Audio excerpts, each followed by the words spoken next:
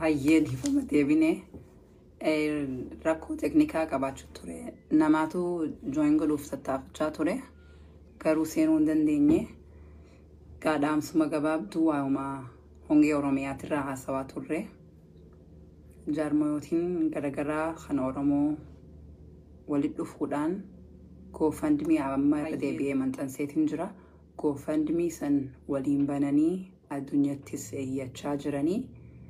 Duula miidiyaatillee gaggeessaa bahan itti jiran ammallee sanuma gaarra deddeebinee isin yaadachiisuudhaaf foddaa kanaan argamne nullee hin hifatinaa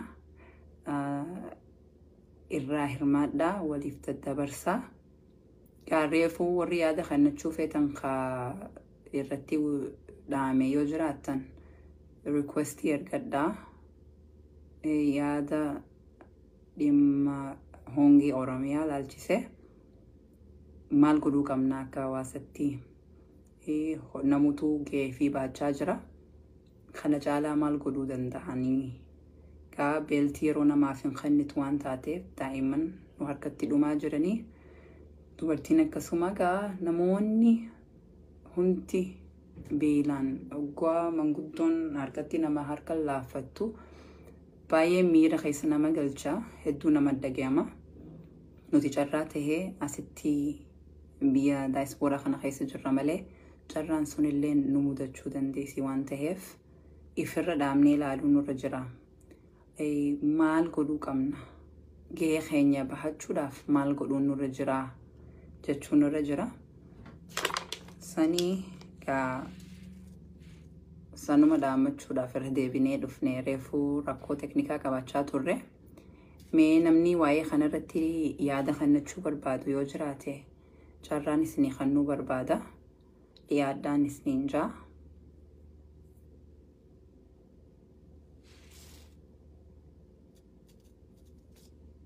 Galatooma warri as keessatti nu hordofaa jirtanii galatooma yaaddaa isinis ulfaadhaa. Welcome. Baga nagaan nu dhuftanii. Mee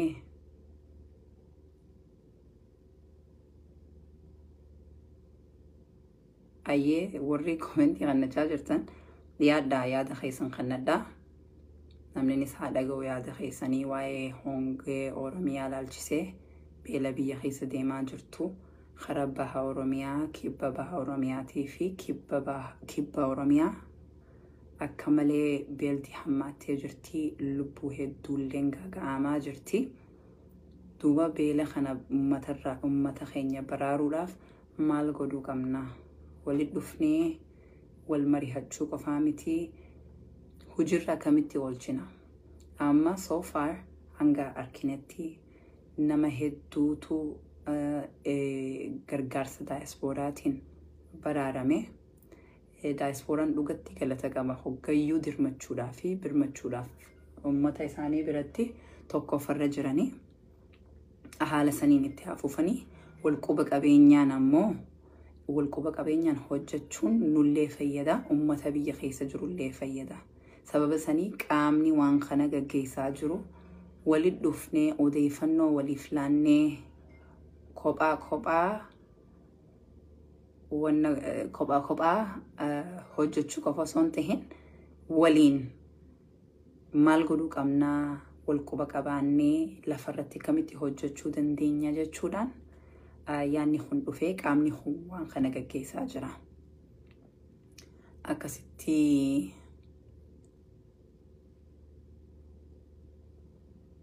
dhiyaadhaan isiniin jaa waan kanarraa hirmaadhaa waliif daddabarsaa.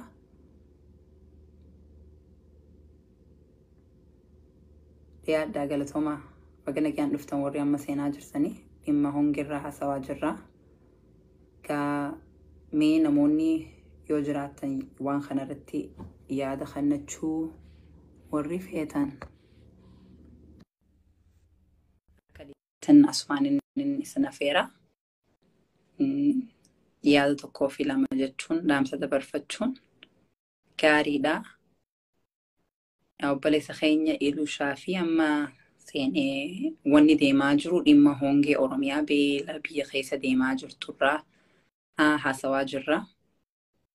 GoFundMe linkii asirratti maxxanfamee jiru waliif daddabarsaa namuutuu waan danda'u akka darbatu beeyna namuu bakka jirutti lafa jirutti waldaa fi churchii masjiida afooshaalee lafa hawaasaa bakka adda addatti kannachaa jira.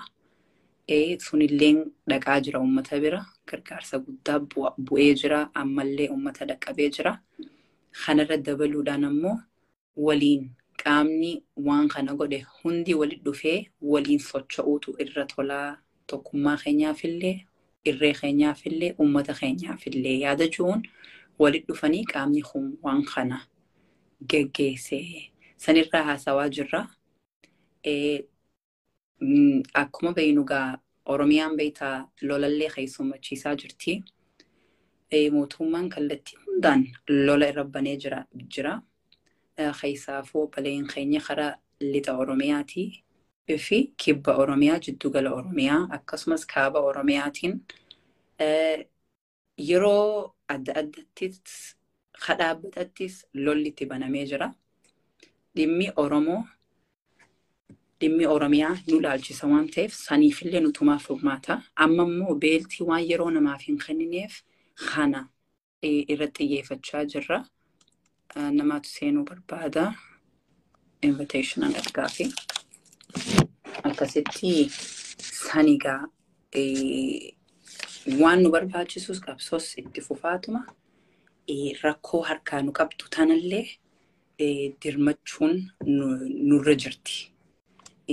Saniif furmaata waaraa barbaachachuun nurra jira. Gabrummaan I don't know, akkan reefu jee Oromoon saba arjaadhaa, saba safuu qabu, saba fayyaalee isaa waan gabrummaan nurra turteef gaafii hunda keenyaati. Deebii nama tokkootii miti. Garuu beeltii amma nu harkaa qabdu kun silaa beeltii rakkoo namoomaati.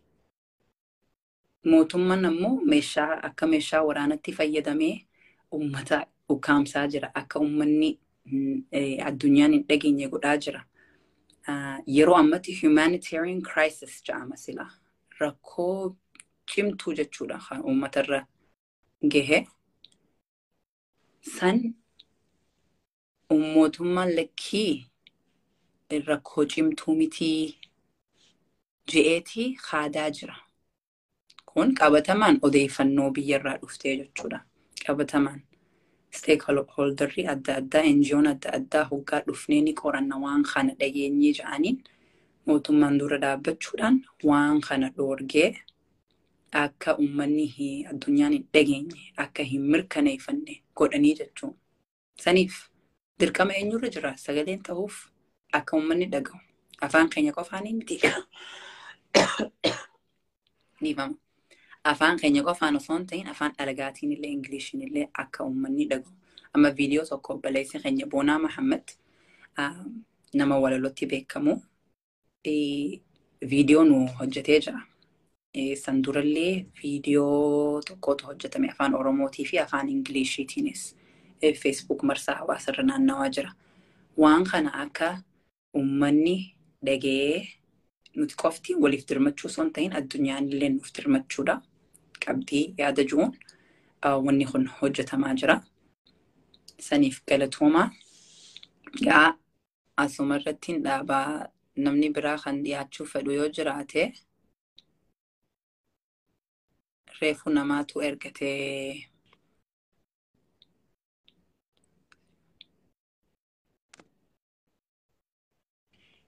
akkasitti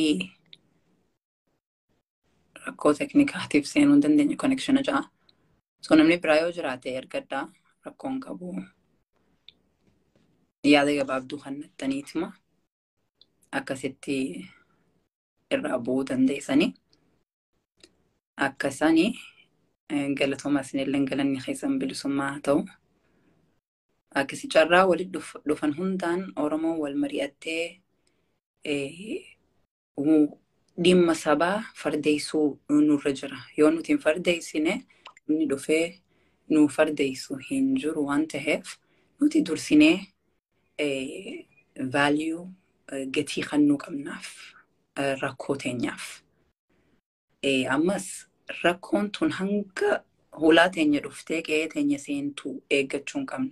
Lolas haa ta'u, beelas haa ta'u, waanuma rakkoo taate hundaahu hanga qe'ee kiyya dhufu eeguu hin qabu. Achi obboleessi kiyya yoo rakkachaa jiraate, obboleettiin tiyya yoo rakkachaa jiraatte, anna dhaga'amuu qaba. Ani ka'eetiin waan kana dura dhaabbachuu qaba.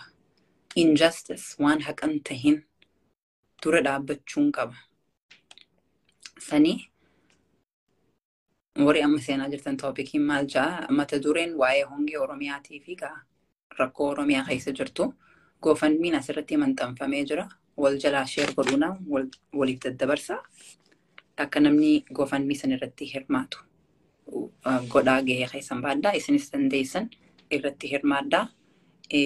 Rakkoo hongee kana nutumaattu hanga dandeenyutti rabbii gaditti uummata keenya cinaa dhaabbatee baraaruu qaba. Akkasitti gaa